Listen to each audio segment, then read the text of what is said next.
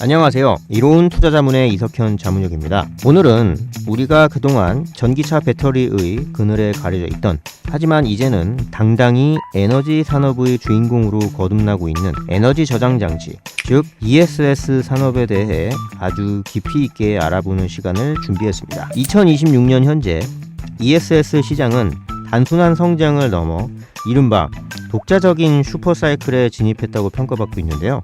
과연 어떤 변화들이 일어나고 있는지, 그리고 우리가 주목해야 할 포인트는 무엇인지 하나씩 짚어볼까요? 불과 몇 년 전까지만 해도 배터리 하면 가장 먼저 떠오르는 건 전기차였죠. 하지만 2026년, 지금은 상황이 많이 달라졌습니다. 전기차 시장이 잠시 숨 고르기를 하는 동안 ESS 산업은 전 세계적인 에너지 전환과 인공지능 열풍을 등에 업고 폭발적인 성장을 기록하고 있는데요. 가장 먼저 눈에 띄는 건 시장의 규모입니다. 2026년 글로벌 ESS 설치량 전망치를 보면 정말 입이 떡 벌어집니다. 용량 기준으로 무려 360GWh에 달할 것으로 보이는데요. 이는 2025년의 247GWh와 비교했을 때 단 1년 만에 30%나 급성장한 수치입니다. 단순히 양적으로만 커진 게 아니라 이제는 전기차 시장의 수요와 상관없이 독자적인 성장 동력을 확보했다는 점이 핵심인데요. 이를 업계에서는 탈동조화 현상이라고 부르고 있습니다. 전 세계 주요 지역별로 시장 규모가 어떻게 형성되고 있는지 한번 알아볼게요. 주요 시장을 중국, 미국, 인도, 그리고 중동, 아프리카로 놓았을 때 중국이 668억 달러, 미국 416억 달러로 시장을 압도하고 있지만 인도와 중동 시장의 추격도 만만치 않습니다. 특히 미국 시장은 2026년에만 약 252억 달러 이상의 자본 투자가 ESS 분야로 몰릴 것으로 예상되면서 그야말로 에너지 업계의 블루오션으로 떠오르고 있죠. 여러분, 최근 AI 기술이 정말 무섭게 발전하고 있잖아요. 그런데 이 AI를 돌리기 위해 얼마나 많은 전기가 필요한지 알고 계신가요? 2026년인 지금 AI 데이터 센터는 그야말로 전기 먹는 하마가 되어 전 세계 전력망을 위협하고 있습니다. 국제에너지기구는 데이터 센터의 전력 수요가 2022년부터 2026년 사이에 2배로 늘어날 것이라고 경고한 바 있는데요. 이미지 한 장을 생성하는 데 들어가는 에너지가 스마트폰을 한 번 완충하는 양과 맞먹고 챗 GPT 같은 대규모 언어 모델을 훈련하는 데는 중소도시 하나가 쓸 전력이 필요하다고 합니다. 그런데 여기서 문제가 생깁니다. 데이터 센터는 2년이면 뚝딱 지어지는데 이 데이터 센터에 전기를 끌어오는 전력망 공사는 보통 4년 넘게 걸리거든요. 이 시간의 미스매치를 해결하기 위해 빅테크 기업들이 선택한 방법이 바로 직접 전력을 조달하는 방식입니다. 자체적으로 태양광이나 풍력 발전소를 짓고 거기서 나오는 전기를 ESS에 저장해 두었다가 데이터 센터에 24시간 끊김없이 공급하는 거죠. 실제로 구글과 엑셀 에너지는 최근 30GWh 규모의 어마어마한 배터리 프로젝트를 발표하며 AI 시대의 에너지 해법을 제시하기도 했습니다. 이제 ESS는 데이터 센터의 보조 장치가 아니라 AI 산업을 지탱하는 핵심 인프라가 된 셈입니다. 그럼 2026년 현재 어떤 기술들이 ESS 시장을 주도하고 있는지 알아볼까요? 사실 그동안은 리튬이온 배터리가 시장의 70% 이상을 차지하며 독주해 왔습니다.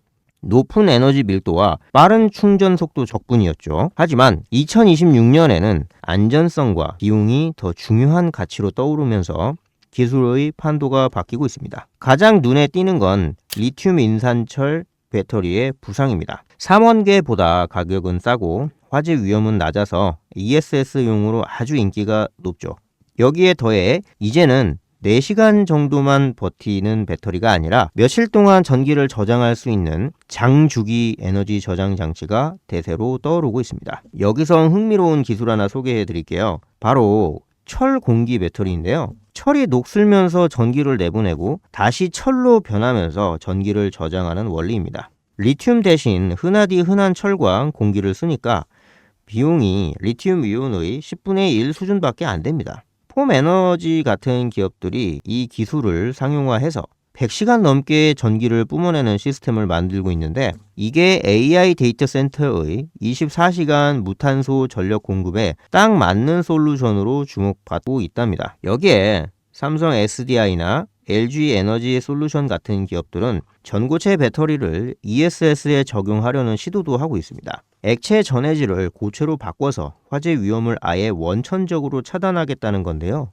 2026년인 지금 산업단지 등을 중심으로 시범 사업이 활발히 진행 중입니다. 산업이 커지면서 규제도 따라오기 마련이죠. 2026년은 규제가 시장의 판도를 바꾸는 결정적인 해이기도 합니다. 특히 미국과 유럽의 움직임을 잘 보셔야 합니다. 먼저 미국입니다. 2026년부터는 해외 우려 기관 규제가 ESS 공제에 직접적인 영향을 미치기 시작했습니다. 쉽게 말해 중국산 부품이나 소재를 너무 많이 쓴 배터리는 미국 정부의 보조금을 못 받게 된다는 뜻입니다. 2026년 착공하는 프로젝트는 장비 비용의 55% 이상을 미국이나 동맹국 제품으로 채워야 하는데요. 이 비율은 2030년 75%까지 계속 높아집니다. 중국산 저가 배터리에 의존하던 프로젝트들이 비상에 걸린 상황이죠. 유럽은 또 다른 길을 가고 있습니다. 바로 디지털 배터리 여권 제도인데요. 2026년부터 유럽에서 팔리는 2kWh 이상의 모든 배터리는 이 여권을 가져야 합니다. 여기에는 배터리가 어디서 만들어졌는지, 탄소는 얼마나 배출했는지, 재활용 원료는 얼마나 썼는지가 다 기록됩니다. 이제는 배터리 성능만 좋아서는 안 되고 환경적으로 얼마나 깨끗한지도 증명해야 하는 시대가 온 것이죠. 이런 격변의 시기에 글로벌 기업들은 어떤 준비를 하고 있을까요? 2026년 현재 기업들은 단순히 배터리셀을 만드는 것을 넘어 에너지 관리 소프트웨어와 서비스로 영역을 확장하고 있습니다. 테슬라는 메가팩을 앞세워 유틸리티 시장의 최강자 자리를 지키고 있습니다. 테슬라의 강점은 하드웨어뿐만 아니라 오토비더라는 AI 기반 전력 거래 소프트웨어에 있는데요. 전기가 쌀 때 저장했다가 비쌀 때 자동으로 파는 이 기술이 테슬라의 수익성을 극대화해주고 있습니다. LG 에너지 솔루션은 2026년을 기점으로 미국 ESS 시장에서 대반격을 시작했습니다. 미시간 공장을 ESS 전용 라인으로 바꾸고 2026년 한 해에만 북미에서 90GWh 이상의 신규 수주를 목표로 하고 있죠. 특히 EAAS라는 모델을 내세워 고객이 직접 배터리를 사지 않아도 에너지를 효율적으로 관리해주는 통합 솔루션을 제공하며 차별화를 꾀하고 있습니다. 삼성 SDI는 안정성과 프리미엄 전략에 집중하고 있습니다. 화재 위험을 낮춘 전고체 배터리 파일럿 라인을 가동하며 고부가가치 시장을 공략 중이고 SK온 역시 원가 경쟁력을 갖춘 LFP 배터리와 미래형 배터리를 아우르는 포트폴리오로 시장 점유율을 넓혀가고 있습니다. 중국의 BYD나 CATL은 여전히 위협적인 존재입니다. 압도적인 생산 능력과 가격 경쟁력을 바탕으로 동남아, 남미 등 신흥 시장을 휩쓸고 있죠. 하지만 미국과 유럽의 강력한 공급망 규제로 인해 이들 기업도 현지 공장을 짓거나 파트너십을 맺는 등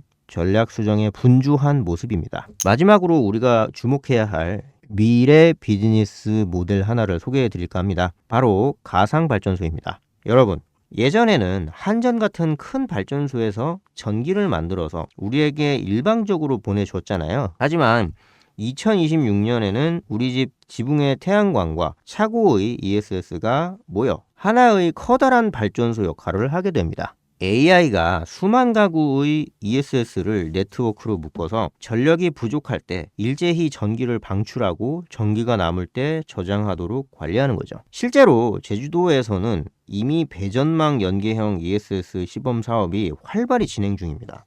AI 기반의 VPP 플랫폼을 활용하면 운영 수익이 기존보다 20%에서 40%나 올라간다고 하니 앞으로 우리 모두가 전기를 소비하는 동시에 판매하는 프로슈머가 되는 날도 머지않은 것 같습니다. 자, 2026년 ESS 산업의 현재와 미래 어떻게 보셨나요? 전기차 시장의 조연이었던 ESS가 이제는 AI 시대의 전력난을 해결하고 탄소 중립을 실현하는 에너지 혁명의 주인공으로 우뚝 섰습니다. 기술의 진보, 강력한 정책 규제, 그리고 새로운 비즈니스 모델의 등장은 우리에게 위기이자 기회가 될 것입니다. 특히 전 세계적으로 전력 수요가 폭증하는 시점에 ESS는 선택이 아닌 필수 생존 전략이 되었습니다. 오늘 이 시간이 ESS 산업에 대한 여러분의 인사이트를 넓히는데 도움이 되었기를 바랍니다. 에너지는 곧 국력이자 경쟁력입니다. 그 변화의 중심에 서 있는